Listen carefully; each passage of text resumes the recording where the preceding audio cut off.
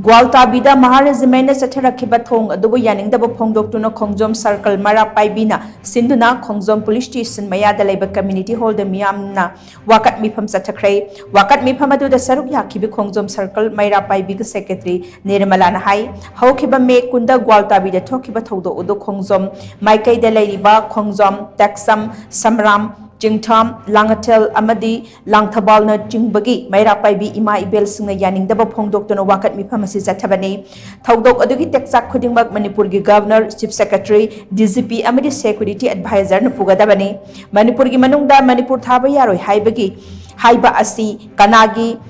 Thausilno haiba adu miyamda mayek sengna khanghalu Central Force na maitai phurupki mayokta atamna asigumba thong ama chatharakliba asi akan mamongda condemn tawi makhata na asigumba thong sing asi chatharaktana bambadi leinaba singna lokhatpam thokpa khongthang lokhat kadabani haiki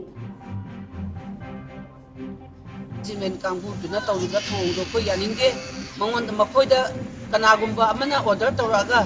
thawoina Manipur hariba Manipur thaba wahi adu mathalo haibagi instruction piba leibra leitragadi makoi mathakta akan be action lokhatana makoi buddhist mistaw aduga Manipur da lehenba yaroi haiba wafam simani ahamada thamjariba aduga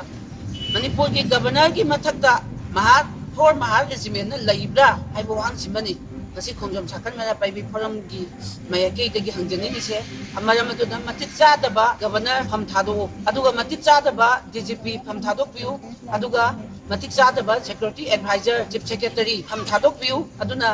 Manipur da laijariba aikhoina Manipur haiba wahi asi tharaga kaimo pham amada chatpa yadabagi athingba leiragadi aikoi maitai haiba kanglupse khonggun mutkinanaba Kayumba India government gi aron ba policy ama leibra haibagi chapchaba singnabado koi miyam da power